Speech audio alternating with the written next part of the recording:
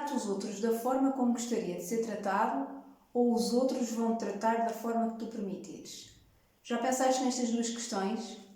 Provavelmente pensaste tanto como naquela pergunta-chave: porquê é que acontecem coisas más a pessoas boas? Aí está. A resposta não tem a ver com o conceito de bom ou mau. A resposta tem a ver com o conceito dos limites internos saudáveis. Tanto que eu apresento essa questão no primeiro livro, como os exercícios para redefinir limites internos neste planner.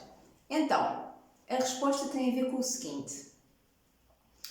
O primeiro ponto é compreender, e que eu demorei muito tempo até compreender em profundidade, que amor próprio não tem nada a ver com egoísmo. Ser egoísta é quando a pessoa prioriza as suas necessidades, valorizando-se e através da desvalorização dos outros. Ou seja, ele muitas vezes pisa aos outros. Ok? A pessoa colocar-se em primeiro lugar é dizer sim às minhas necessidades e colocar um limite e dizer não para os outros. E isso sem passar por cima de ninguém. Portanto, isso é uma questão de amor próprio e não uma questão de ser egoísta. Porque a questão dos limites internos saudáveis vai ao encontro de um dos pilares da construção da autoestima.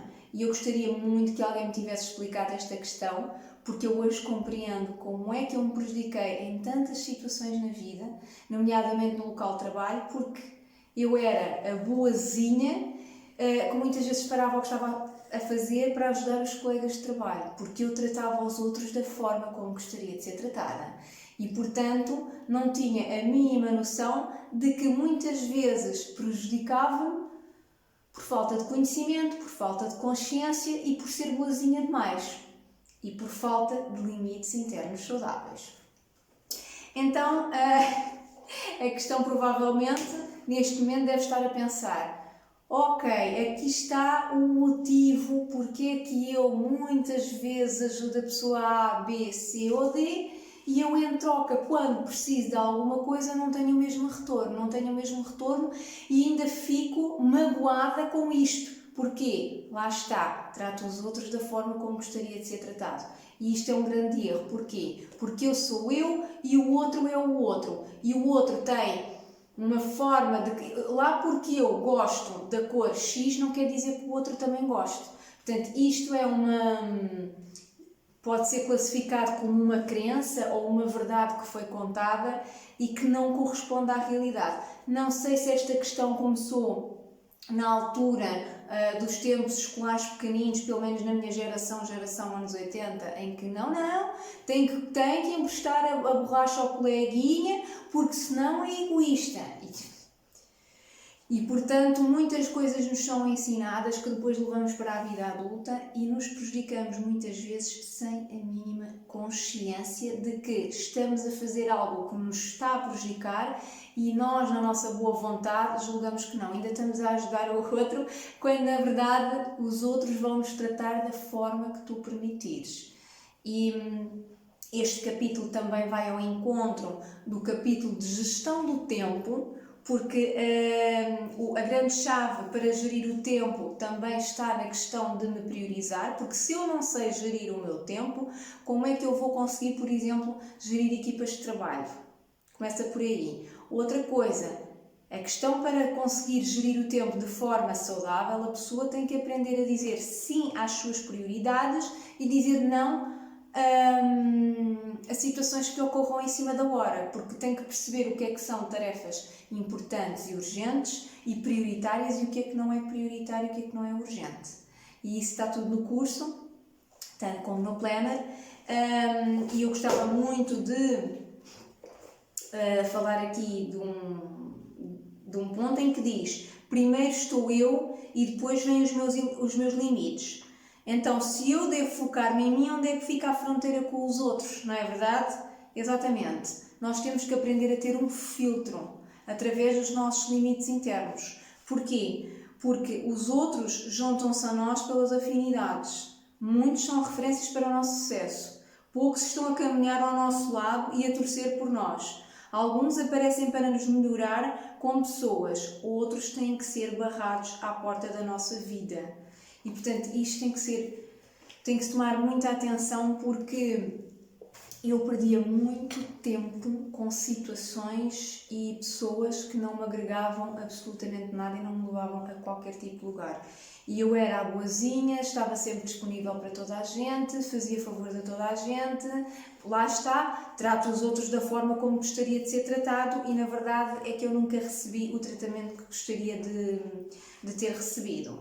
E portanto, neste livro tem o exercício de que como é que nós vamos definir limites internos saudáveis. Lá está. Ok? Começamos por as respostas, por isso é que é aquela questão que as respostas estão cá dentro. Nós temos que estar em silêncio para fazer uma autoanálise e uma reflexão.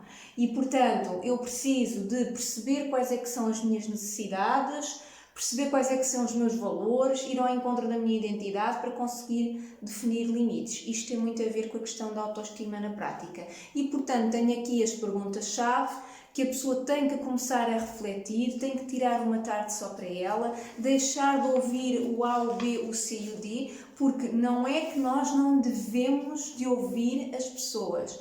Nós temos que aprender a colocar um bom filtro naquilo que ouvimos. Isso é muito importante, porque esse também era um dos erros que eu cometia, ouvir o A, o B, o C e o D, e muitas vezes o que acontece é que nós temos que tomar decisões, boas ou más. Não é aqui a questão, mas a verdade é que a consequência das nossas decisões é só nossa, seja positiva ou negativa. E quem acarta as consequências somos nós, não são as outras pessoas que nos dizem para fazer o A, o B ou o C. Porquê?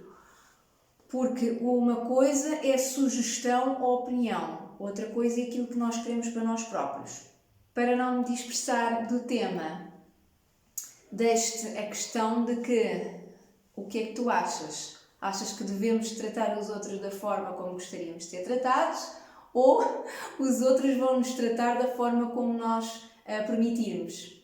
Fica a questão aqui para tu pensares, porque assim que eu comecei a colocar-me em primeiro lugar e a saber aquilo que eu queria, efetivamente as coisas começaram a funcionar completamente de outra forma. Este tema também pode ser aprofundado, mas aí já é uma questão mais de psicologia e de psicoterapia, porque muitas vezes nós na infância aprendemos ou não somos atendidos nas nossas necessidades, muitas vezes aprendemos o que é o amor de uma forma completamente errada, ou que tivemos pais que nos deram amor de forma condicionada e aprendemos que temos que dar para receber, temos que dar para receber.